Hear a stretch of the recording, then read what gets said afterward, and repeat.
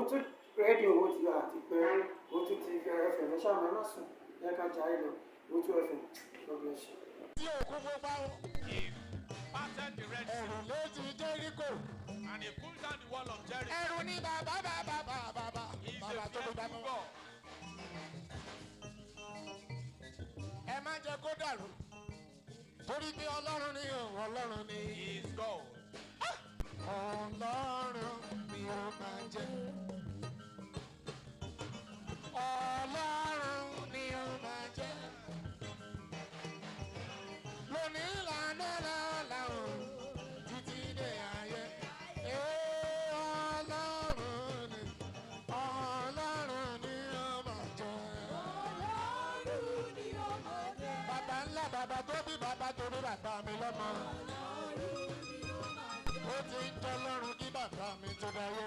Lànà lórí lọ́la o, títí dé ayérayé, Ọlọ́run ni ó máa jẹ́. Oh, thank you.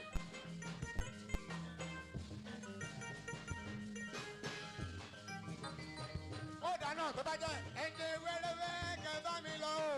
Ẹ̀jẹ̀ wàràwàrà kẹfà mi lọ. Ẹ̀jẹ̀ wẹ́rẹ́wẹ́rẹ́ kẹfà mi lọ.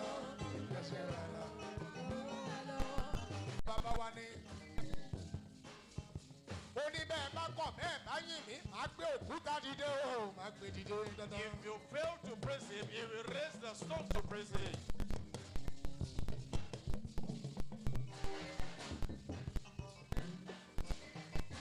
Ó dáná ẹ ṣe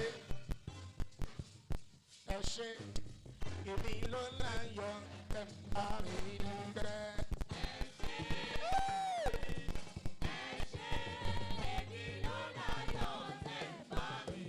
Bọ́dà ẹ jẹ́ káwọ̀ wá wáyọ̀ yẹn ẹ jẹ́ fún àwọn instrumentalists láàyè abẹ́rí àwọn aláyọ̀ ó yá òwúrọ̀.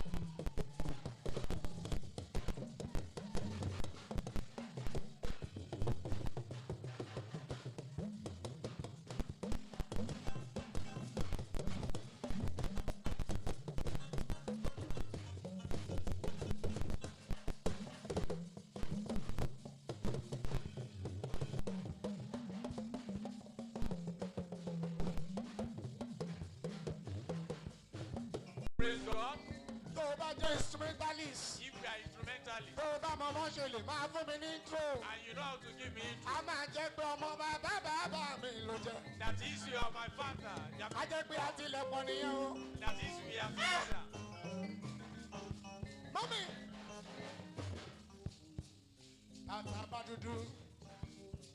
Jẹ́ kó máa lọ bẹ́ẹ̀, kó má ṣe pariwo, kó má ṣe pariwo. Agbára Ọlọ́run ní mú kí ata ó pọ́n.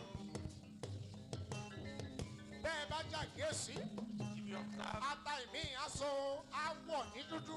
if there are some pepper that will be Kò ní pọ́n. that will not rise, A máa jẹ́ pé ọwọ́ Ọlọ́run lókè ni. that is the hand of God. Bàbá ńlá tó ju bàbá wa lọ. Father that is above all. Ẹni tó wò mí tó ṣe mí láàánú. He looked at me and he had mercy upon me.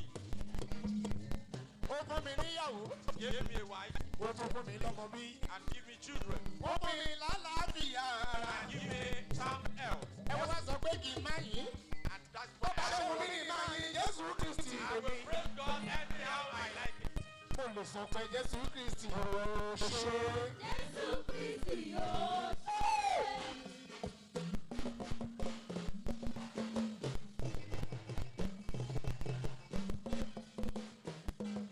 Kí ló ṣe?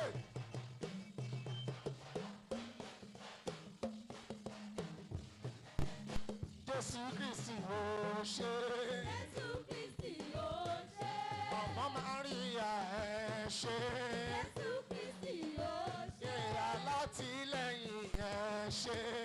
Jésù Kristi yóò ṣe. Ọmọ Màríà ẹ ṣe. Jésù Kristi yóò ṣe. Ìyá Jésù Kristì ẹ ṣe. Jésù Kristi yóò ṣe. Yes.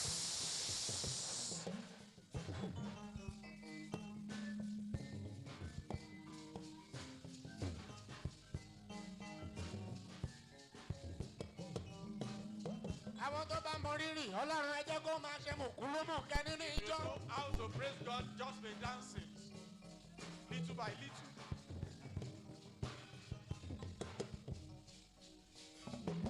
Ṣé bá alátìlẹ́yìn tiwa ni? Is our supporter. Ẹni tó ń dá pásítọ̀ sí. One that can keep pastor alive. Alátìlẹ́yìn àwọn ọmọ ìjọ. The supporter of the member. Alátìlẹ́yìn kwaya. The support of choir. Ọlọ́run tí yóò jẹ́ kẹ́ ẹ sunkún. He do not allow you to cry. Kò jẹ́ kẹ́ ẹ rónkóhun gbé sọ́nù òbí kò ṣe bí ọmọ. He do not allow you to have any reason to cry. Ẹ tún máa wò bó ti lágbára tó. As powerful as he is, Ó ti mọ̀ pé a máa yìn. he knew that we were going to praise Gbogbo him. àwọn instrumentalist wa wọ́n ti lọ léèwé. And he made sure that all his mentally Ẹ wá wo agbára Ọlọ́run. Agbára and see the Ọlọ́run. power of the Lord. Ó lọ mú instrumentalist èmi ìwá fún wa o. And he give us another gift. Ìyẹn náà ṣáná, ó ṣáná. And that one is also good. Ẹ tí ẹ̀ lè hallelujah. Mo wà pẹ̀lú wọn lánàá. I was with them yesterday Níbi tó ti ń ṣe rìhásà. when they were having their Mo rí pé reaction. òun náà ṣáná, ó ṣáná. See that he is also good. Ẹ̀rí alátìlẹ́yìn tiwa. Our supporter. Owutu FM, Owutu FM, ó ń bẹ ní Kòròdú lágíríkì. Owutu FM, bàbá màmá ẹ̀gbọ́n pẹ̀lú àbúrò.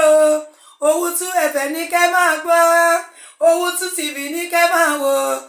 Owutu.